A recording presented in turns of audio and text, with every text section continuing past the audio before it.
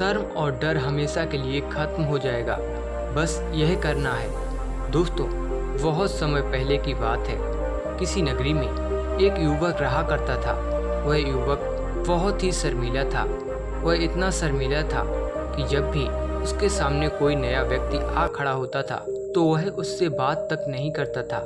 यहाँ तक कि जिन्हें वह जानता था, पहचानता था, उनसे भी बात करने में वह बहुत शर्माया करता था।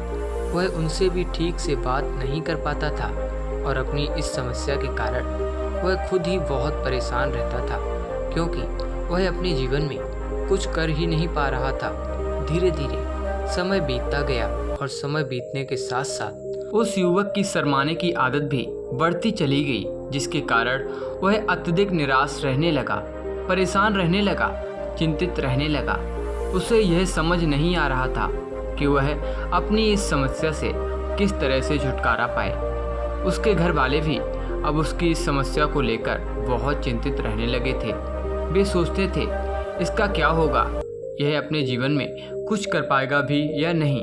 जब भी वह कहीं पर काम के लिए जाता तो लोग उसके सीधेपन का फ़ायदा उठाते, उसे परेशान करते। वह बहुत ज़्यादा कह नहीं पाता था, जिसके कारण उसे कोई कुछ भी कह देता और वहाँ से चला जाता है। इन्हीं सब कारणों की वजह से उसका मन कहीं भी किसी भी काम में नहीं लगता। वह हर काम को कुछ ही दिनों में छोड़ दिया करता। उसके मन में बहुत कुछ चल रहा था। उसके मन में विचारों के तूफान उठ रहे थे। वह सबसे बहुत कुछ कहना चाहता था, लेकिन अपनी इस आदत के कारण वह किसी से कुछ नहीं कह पा रहा था। वह अंदर ही अंदर घुटता जा रहा था। सारे विचार, सारी बातें उसके मन में ही दबी पड़ी थी, लेकिन कभी भी वह किसी से भी अपने मन की बात नहीं बताता था। जब छोटा सा बच्चा था तब उसे लोग बहुत पसंद करते थे। उसकी इस आदत को भी लोग सराहा थे, लेकिन इसी आदत की वजह से जब वह बड़ा हो गया, युवा हो गया, तो इसी आदत के कारण उसे अपना जीवन जीने में भी अत्यधिक परेशानी उठानी पड़ रही थी। और वह युवक भी अपनी इस गलती के कारण बहुत परेशान रहता।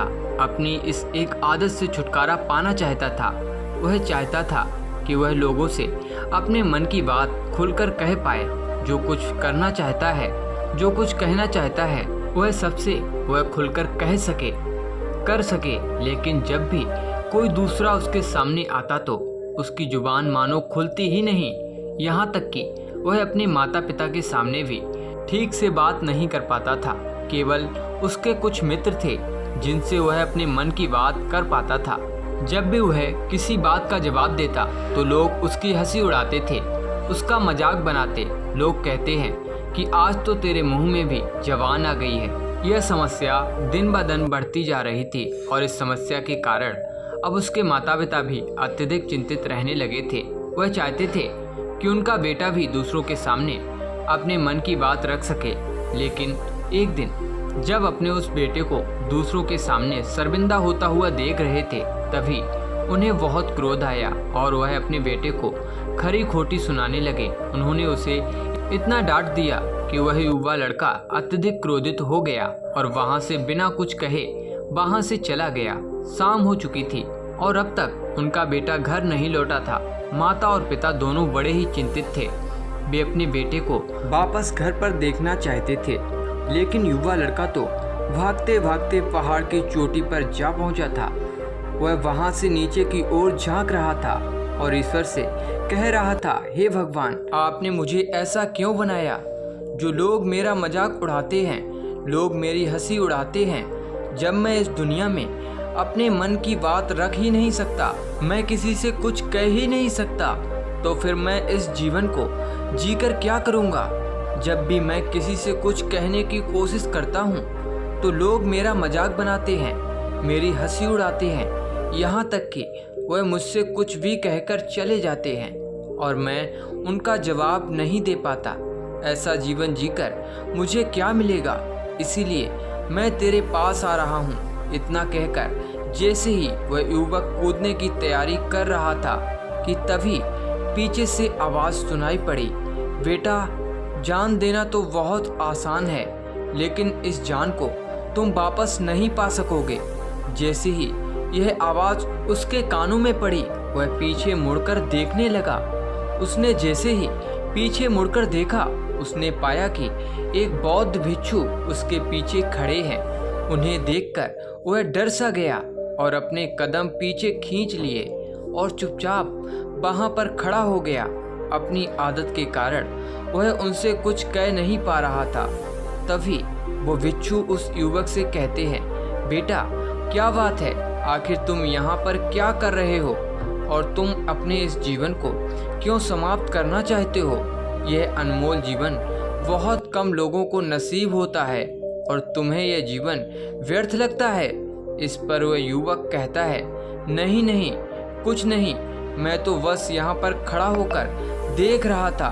तभी बौद्ध भिक्षु उस युवक से कहते हैं, बेटा मैं जानता हूँ कि तुम यहाँ पर क्या करने आए थे।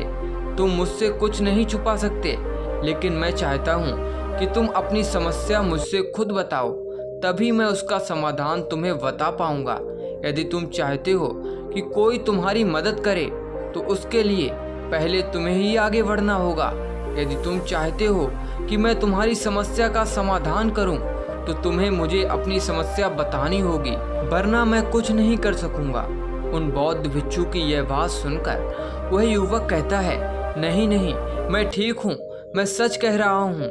उस युवक की यह बात सुनकर बौद्ध भिक्षु उस युवक से कहते हैं, ठीक है बेटा, यदि तुम नहीं चाहते कि मैं तुम्हारी मदद करूं तो कोई बात नहीं, मैं तुम्हारी बात पर विश्वास कर लेता हूं। लेकिन तुम्हें भी मेरी एक बात पर विश्वास करना चाहिए कि मैं तुम्हारी मदद के लिए ही यहाँ पर आया हूँ। तुम चाहो तो तुम अपनी समस्या मुझे बता सकते हो और मैं तुम्हारी इस समस्या का समाधान भी अवश्य करूँगा।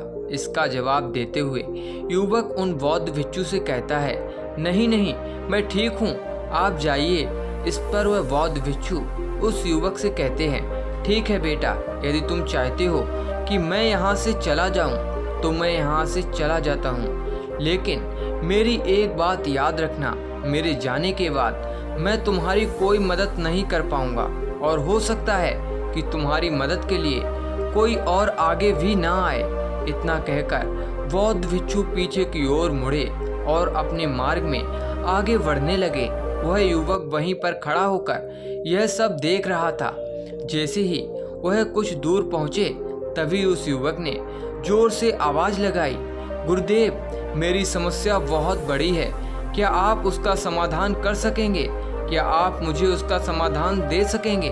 यह सुनकर बौद्ध भिक्षु वहीं पर खड़े हो गए और पीछे मुड़कर उन्होंने उस युवक की बात का जवाब देते हुए कहा, बेटा, इस दुनिया में कोई भी ऐसी समस्या नहीं है जिसका कोई समाधान ना हो। यदि तुम मुझे अपनी समस्या बताओगे तो मैं उसका समाधान अवश्य करूंगा।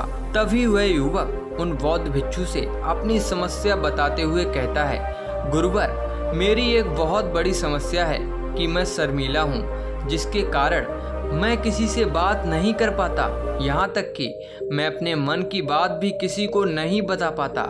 जब भी मैं किसी से बात करने की कोशिश करता हूँ तो लोग मेरा मजाक उड़ाते हैं, मेरी हंसी उड़ाते हैं। जब भी मुझे कोई खरी खोटी सुनाता है, उल्टी सीधी बातें करता है, तो मैं उनका जवाब नहीं दे पाता। मैं लोगों की तरह चालाक बनना चाहता हूँ, लोगों की तरह बातों का जवाब देना चाहता हूँ, अपने मन की बात करना चाहता हूँ। मैं इस दुनिया के साथ कदम से कदम मिलाकर आगे बढ़ना चाहता हूँ। क्या इसका कोई समाधान? उन बौद्ध भिक्षु ने उस युवक की सारी बातें ध्यानपूर्वक सुनी और फिर जवाब देते हुए कहते हैं, बेटा, जरूरत से ज़्यादा शर्मीला होना, इसका अर्थ यह है कि तुम्हारे अंदर कोई डर है जिसे तुम पहचान नहीं पा रहे हो, जिसके कारण उसका कोई समाधान करने में भी असमर्थ है। शर्म करना अलग बात है और डरना अलग। जब हमारे भीतर डर होता है तब हम कहीं भी किसी से भी कोई बात नहीं कर सकते। हमें चारों तरफ केवल डर ही नजर आता है और जब हम हर जगह से डरते ही रहते हैं, लेकिन इसे शर्म नहीं कहते। शर्म तो बस एक हद तक तुम्हें चुप रख सकता है। फिर वह बौद्ध भिक्षु उस युवक से कहते हैं, बेटा, तुम सबसे अधिक किससे शर्माते हो? युवक इसका जवाब देते हुए कहता है, गुरुवर, मुझे अपने पिता से बात करने में बहुत शर्म आती है। मैं उनके सामने कुछ बोल ही नहीं पाता। तभी वह बौद्ध भिक्षु उस युवक से कहते हैं, अच्छा तो यह बताओ, जब तुम अपने पिता से बात कर रहे होते हो या फिर बात करने का प्रयास करते हो तो तुम्हारे मन में कैसे ख्याल आते हैं? युवक इसका जवाब देते हुए कहता है, गुरुवर, जब भी मैं अपने पिता से बात करने का प्रयास करता हूँ तो मुझे ऐसा लगता है कि मानो मेरे पिता अभी मुझे डांट देंगे, मुझ पर क्रोध करेंगे, मुझसे नाराज हो जाएंगे और कहीं ना कहीं मुझे यह भी लगता है कि मैं कुछ गलत बात ही करूँगा। यह तक कि मेरे मन में ऐसे भी ख्याल आते हैं कि शायद मेरे पिता मुझसे प्यार ही नहीं करते। परंतु गुरुवर, आप कहते हैं कि शर्म अलग है और डरना अलग बात है, तो क्या कोई ऐसा उपाय है जिससे मुझे डर ही ना हो? क्या कोई ऐसा रास्ता है जिससे मेरे अंदर का यह डर पूरी तरह से समाप्त हो जाए? कृपा करके मुझे इस समस्या का समाधान बताइए। मुझे अपने इस डर से बाहर निकलना है। मुझे लोगों की तरह अपने जीवन को खुलकर जीना है। उस युवक की यह सारी बात सुनकर बौद्ध भिक्षु उस युवक से कहते हैं, जाओ और अपने पिता से कहो कि मुझे कुछ काम करना है और उसके लिए मुझे आपसे कुछ धन चाहिए। यदि तुम उनसे धन मांगने में कामयाब हो गए तो मैं तुम्हें तुम्हारी समस्या का समाधान अवश्य बताऊंगा। वह युवक काफी घबरा गया। उसने उन गुरुवर से कहा, हे गुरुवर, मुझे यह कार्य ना दीजिए, मैं उनसे कुछ नहीं कर पाता। उनके सामने तो मेरी बोलती तक बंद हो जाती है। मैं उनसे धन भला कैसे मांगूंगा? यह बात सुनकर बौद्ध भिक्षु उस युवक से कहते हैं, अब तो तुम्हारी समस्या का कोई भी समाधान नहीं है और ना ही तुम कभी भी अपने जीवन को खुलकर जी पाओगे। यह बात सुनकर युवक उन बौद्ध भिक्षु से कहता है, गुरुवर, ऐसा ना कहें, कृपा करके मुझे कोई और ऐसा कार्य बताइए, कोई ऐसा कार्य जिससे मेरे अंदर का डर पूरी तरह से समाप्त हो जाए। कोई ऐसा समाधान बताइए।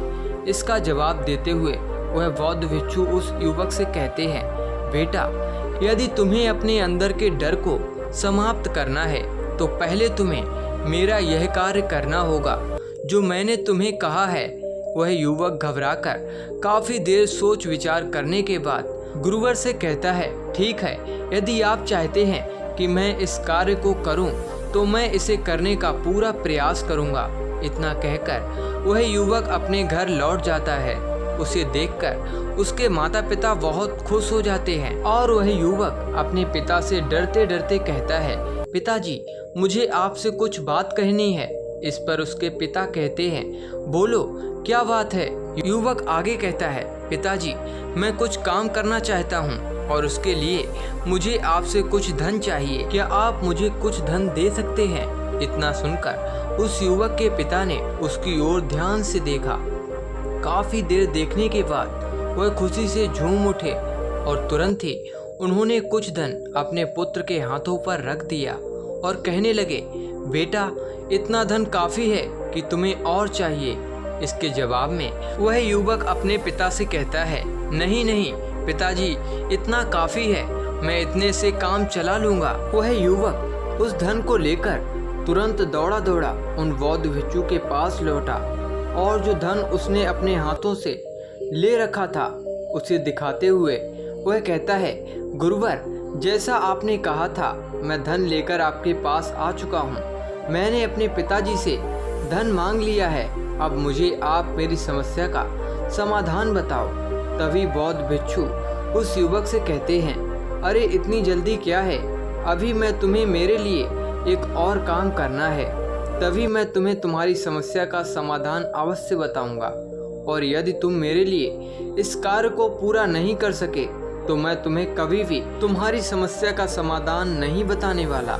तभी वह युवक उन बौद्ध भिक्षु से कहता है, हे गुरुवर, अभी तो मैंने आपके लिए एक काम किया है, अभी आप मुझे एक और काम करने के लिए कह रहे हैं। तभी बौद्ध भिक्षु उस युवक से कहते हैं, हाँ, तुम्हें मेरे लिए एक और काम करना ही होगा।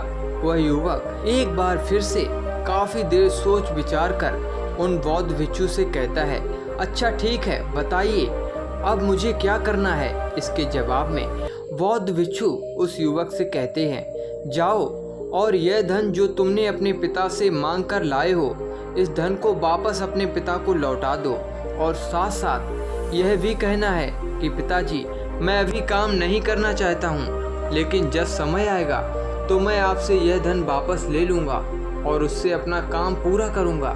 यह बात सुनकर युवक एक बार फिर से ऊपर से नीचे तक पूरी तरह से कांप गया और कहने लगा, गुरुवर, आप मुझे कोई और काम सौंप दीजिए, मैं उसे ज़रूर करूँगा। लेकिन अब यदि मैं धन लेकर उनके पास वापस गया तो वह क्या सोचेंगे मेरे बारे में, तो मैं शर्मिंदा हो जाऊँगा उनके सामने। इसीलिए गुरुवर कृपा करके मुझे कोई और काम दे दें। तभी बौद्ध भिक्षु उस युवक से कहते हैं, बेटा, जो काम मैंने तुम्हें सौंपा है तुम्हें उसी कार्य को पूरा करना होगा, अन्यथा तुम्हारी समस्या का समाधान मैं तुम्हें नहीं बताने वाला। काफ़ी देर सोच विचार करने के बाद वह उन बौद्ध भिक्षु से कहता है, ठीक है गुरुवर, मैं वापस जाता हूँ और यह धन लौटाकर मैं अभी आता हूँ। वह तुरंत दौड़ा दौड़ा अपने पिता के पास वापस लौटा और उसने अपने पिता से कहा, पिताजी, मैं यह धन अभी नहीं लेना चाहता, अभी यह धन आप मुझसे वापस ले लीजिए। जब मुझे कोई काम पड़ेगा तो मैं आपसे यह धन वापस ले लूँगा। उसके पिताजी ने उस युवक की तरफ घूर घूर कर काफ़ी देर तक देखा और फिर मुस्कुराते हुए कहने लगे, बेटा, मैं समझता हूँ कि किसी भी काम को शुरू करने से पहले हमें उसके बारे में जानकारी इकट्ठा करनी चाहिए। उसके बारे में समझना जरूरी है, कब क्या कैसे और कब तक करना है, इसके बारे में भी हमें जानकारी लेनी जरूरी है। कोई भी काम ऐसे ही नहीं शुरू किया जा सकता, उसमें हम नहीं होंगे या फिर नहीं, इसका भी अनुमान हमें लगाना पड़ता है। और जब हम इन सभी के बारे में सही जानकारी प्राप्त कर लेते हैं तभी हमें धन लगाना चाहिए। मुझे बहुत खुशी है कि तुमने ये सही निर्णय लिया है। जब तुम्हें यह समझ में आ जाए कि जो कार्य तुम करने जा रहे हो वह तुम्हारे लिए उचित है, तब तुम चाहो तो मैं तुम्हें यह धन वापस लौटा दूंगा। युवक अपने पिता से ये सारी बातें सुनकर मन ही मन बहुत प्रसन्न था। उसने यह तो उम्मीद तक नहीं की थी कि उसके पिता हंसकर उसे इस तरह से सारी बातें समझाएंगे। वह मन ही मन ये सोच ही रहा था कि तभी उसके पिताजी उसके और करीब आए और अपने उस युवा बेटे को गले से लगा लिया। जैसे ही उसके पिता ने उस युवक को गले से लगाया, उसको बहुत अच्छा महसूस हुआ। उसका आत्मविश्वास, उसका हौसला और बढ़ता गया। उसके बाद युवक वापस पुनः गुरुवर के पास लौटा और कहने लगा, गुरुवर, जैसा आपने कहा था मैंने बिल्कुल वैसा ही किया है। मैंने धन अपने पिता को वापस कर दिया है। अब तो कृपया करके मुझे मेरी समस्या का समाधान बता दीजिए। तभी बौद्ध भिक्षु उस युवक की तरफ देखकर मुस्कुराते हैं और इस युवक से कहते हैं, बेटा, इतनी जल्दी क्या है, अभी तो तुम्हें मेरे लिए एक और काम करना ही पड़ेगा। वह युवक कहता है, महाराज, आप आखिर मुझसे बार बार इस तरह से काम क्यों करवा रहे हैं? क्या आपके पास मेरी समस्या का कोई समाधान नहीं है? कहीं आप मुझे बेवकूफ़ तो नहीं बना रहे? जिस तरह से लोग मुझे बेवकूफ़ बनाते हैं, क्या आप भी मेरे साथ वही तो नहीं कर रहे? आपने कहा जाओ पिताजी से पैसे मांग कर लाओ, मैंने पैसे मांग कर लाए। आपने फिर कहा जाओ यह पैसे अपने पिता को लौटा कर आओ, मैंने आपके कहे अनुसार बिल्कुल वैसा ही किया। और अब आप कह रहे हैं कि मैं आपके लिए एक और काम करूं?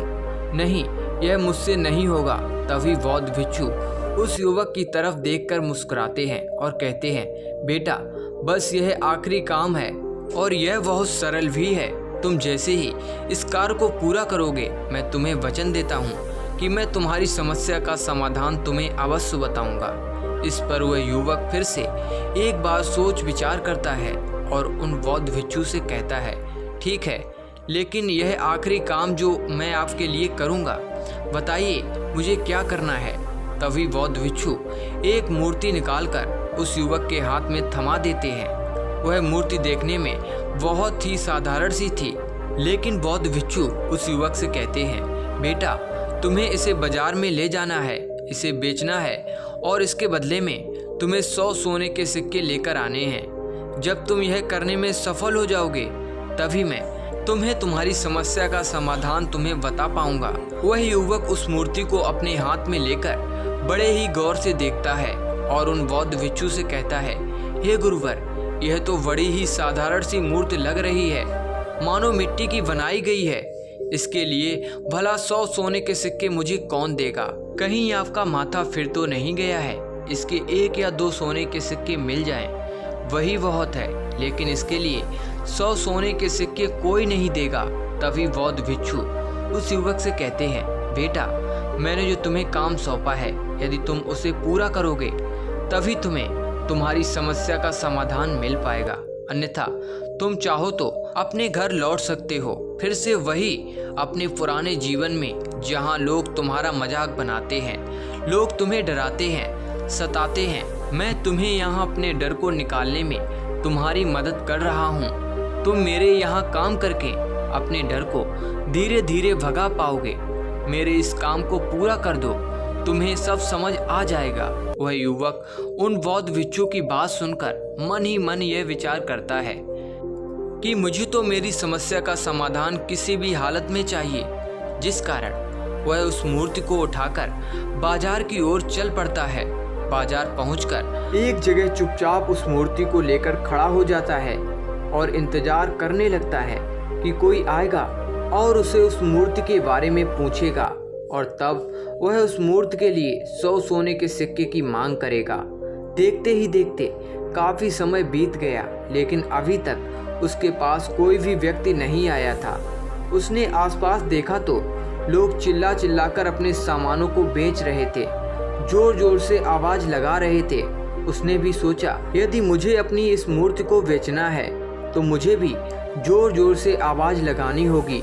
उस युवक ने चिल्लाना शुरू किया, लेकिन वह इतनी जोर से नहीं चिल्ला पा रहा था। उसकी आवाज उसे खुद तक सुनाई नहीं पड़ रही थी, तो भला उसकी आवाज को दूसरे कैसे सुनते, जिस कारण उसे कोई भी व्यक्ति खरीदने के लिए तैयार नहीं था।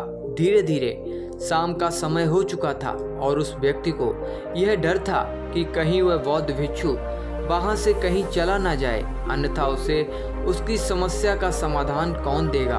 ये सोचकर उसने जोर जोर से आवाज लगानी शुरू की कि 100 सोने के सिक्कों में यह मूर्ति ले लो। उसकी आवाज सुनकर लोग उसके पास आने लगे और उससे यह सवाल करने लगे, इस मूर्ति में ऐसा क्या है जो तुम इसके लिए 100 सोने के सिक्कों की मांग कर रहे हो? इसके अंदर ऐसा कुछ तो खास होगा ही। युवक काफी देर सोच विचार कर उस युवक से कहता है, नहीं नहीं, मुझे कुछ नहीं पता, मैं तो बस इस मूर्ति को यहाँ बेचने आया हूँ। तभी उसमें से एक युवक उस युवक से कहता है, अगर ऐसी बात है तो इस मूर्ति को कोई नहीं खरीदने वाला। आखिर इस मूर्ति में ऐसा क्या खास है जिसके लिए तुम सोने के सिक्के की मांग कर रहे हो? यह तो तुम्हें बताना ही पड़ेगा। धीरे धीरे कई लोग उसके पास आए और सभी ने बस एक ही सवाल किया, आखिर इस मूर्ति में ऐसा क्या खास है, ऐसी क्या बात है जिसके लिए तुम सोने के सिक्के की मांग कर रहे हो? उस युवक ने उससे बातचीत की, उन्हें समझाने की कोशिश की, कई प्रयत्न किए, लेकिन कोई भी उस मूर्ति को सोने के सिक्के देकर खरीदने के लिए तैयार नहीं था। वह निराश हो गया, उसे कुछ समझ नहीं आ रहा था कि वह क्या करे। तभी बाजार में उसने देखा कि कुछ लोग अपने सामानों की खासियत बता रहे हैं, उसे बेचने के लिए उसकी खास खास बातों के बारे में लोगों को समझा रहे हैं। यह देखकर उसने भी सोचा कि मुझे भी इस मूर्ति की खासियत लोगों को बतानी है। उसने फिर एक बार जोर जोर से आवाज लगानी शुरू की, समस्या का समाधान निकालने वाली मेरी गुरु की इकलौती मूर्ति जो इस दुनिया में केवल एक ही है, जिसके पास भी यह मूर्ति होगी उसके घर में कोई समस्या नहीं होगी। यह मूर्ति उस समस्या का साधन तुम्हें अवश्य बताएगी। यह सुनकर लोग उसके पास पहुंचने लगे और उसे ये सवाल करने लगे, क्या सच में यह मूर्ति जिसके पास होगी उसके पास कोई समस्या नहीं होगी? क्या सच में यह सभी समस्याओं का समाधान करती है? उसका जवाब देते हुए युवक कहता है, हाँ, सभी समस्याओं का समाधान कर देती है। यदि आप इस मूर्ति को ले जाते हैं, आपके घर में कोई भी समस्या होगी तो उसका समाधान यह आपको अवश्य बताएगी। चाहे कोई भी समस्या हो, कैसी भी समस्या हो, कैसी भी परिस्थिति हो, आपको इसका समाधान अवश्य मिलेगा। इतना सुनने के बाद अब वही एक मूर्ति सबको चाहिए थी। उस मूर्ति के दाम लगाने लगे। कोई उसे 200 सोने के सिक्के, तो कोई 400, तो कोई 600, तो कोई 1000 सोने के सिक्के देने के लिए तैयार था। उस मूर्ति की कीमत लगातार बढ़ती जा रही थी। जैसे जैसे लोगों को पता चलता जा रहा था कि यह मूर्ति लोगों की समस्या का समाधान करती है, लोग उसे किसी भी कीमत पर खरीदने के लिए तैयार हो गए। अब वह युवक भी आत्मविश्वास के साथ और जोर जोर से चिल्ला रहा था, लोगों को उस मूर्ति के बारे में समझा रहा था, बता रहा था। अब उसके मन में कोई डर नहीं था। वह लोगों को उस मूर्ति के बारे में पूरे आत्मविश्वास के साथ बिना घबराए उस मूर्ति की खासियत बताने में लगा हुआ था, जिसके कारण लोग उस पर भरोसा कर रहे थे। और वह भरोसा लोगों की नज़रों में नज़र भी नहीं आ रहा था। जैसे जैसे अंधेरा होता गया, लेकिन लोगों की भीड़ कम होने का नाम ही नहीं ले रही थी। लोग उस मूर्ति को खरीदना चाहते थे। उस युवक ने जोर से आवाज़ लगाई कि मुझे क्षमा करें, यह मेरे गुरु की मूर्ति है और मैं इसे बेचना नहीं चाहता। इतना कहकर वह युवक उस मूर्ति को लेकर वापस खाली हाथ लौट आया और उन गुरुवर के पास पहुंचा और उन गुरुवर से कहने लगा, हे गुरुदेव, आपका बहुत बहुत धन्यवाद। इस मूर्ति ने मेरी समस्या का समाधान कर दिया। मुझे समझ में आ गया कि मेरी क्या समस्या थी। हालांकि मैं इसे बेचकर सोने के सिक्के तो आपके लिए नहीं ला पाया, लेकिन मुझे मेरी समस्या का समाधान अवश्य मिल गया। आपका बहुत बहुत धन्यवाद। इस बात को सुनकर बौद्ध भिक्षु उस युवक से कहते हैं, बेटा, मैंने तुम्हारी समस्या का समाधान नहीं किया है, तुमने तो खुद ही अपनी समस्या का समाधान किया है। अपनी समस्या तुमने खुद ही सुलझा ली है। तुम्हारे मन में हजारों सवाल थे, मैं यह करूँगा तो लोग मेरे बारे में क्या सोचेंगे, यदि मैं अपना मुंह खोलूँगा तो लोग मेरे पर हंसेंगे, यदि मैंने मुंह खोला तो मैं कुछ गलत ही करूँगा। ऐसे कई सारे विचार तुम्हारे मन में थे, ऐसे कई सारे डर तुमने अपने मन में पाल रखे थे। लेकिन जब इस मूर्ति के बेचने के दौरान तुमने उन हजारों लोगों का सामना किया, उनके सामने खुलकर अपनी बात रखी, उनके सामने खुलकर वह कहा जो तुम्हें कहना था, तो तुम्हारे मन का डर खुद समाप्त हो गया। जिसे तुम शर्माना कहते थे, वह अपने आप ही तुम्हारे भीतर से कहीं गायब हो गया। युवक अपने गुरु की यह बात सुनकर अपने गुरुवर से कहता है, गुरुवर, आप सही कहते हैं। आपने आज मेरे मन में वह विश्वास जगा दिया है जिसे मैं अब अपने जीवन में कुछ भी हासिल कर सकता हूँ। आपका बहुत बहुत धन्यवाद। डर को धीरे धीरे खत्म करने से ना ही आपको शर्म आएगी और ना ही डर लगेगा, और जब आपके भीतर डर हमेशा के लिए समाप्त हो जाएगा तो आप अपने जीवन में जो भी कुछ करना चाहते हैं, जो भी कुछ पाना चाहते हैं, उसका रास्ता आपके लिए पूरी तरह से साफ हो जाएगा और आप अपने मार्ग पर तेजी से आगे की ओर बढ़ने में सक्षम भी हो जाओगे। इसीलिए लोग क्या कहते हैं, क्या कहेंगे, यह सब छोड़ दीजिए और खुद पर विश्वास कीजिए, क्योंकि आप ही हैं जो अपने इस डर का सामना कर सकते हैं। दोस्तों, सच्ची श्रद्धा से कमेंट में नमो बुद्धाय जरूर लिखिए। इस वीडियो को लाइक करें तथा अपने दोस्तों के साथ शेयर करें और हमें सब्सक्राइब करना ना भूलें। और हाँ, इस वीडियो से कोई भी सवाल है तो आप कमेंट में पूछ सकते हैं। अगर कोई नहीं है तो आप कमेंट पे नमो बुद्धाय लिखना ना भूलें, क्योंकि आपकी कमेंट से हमें वीडियो बनाने में मोटिवेशन मिलता है। धन्यवाद।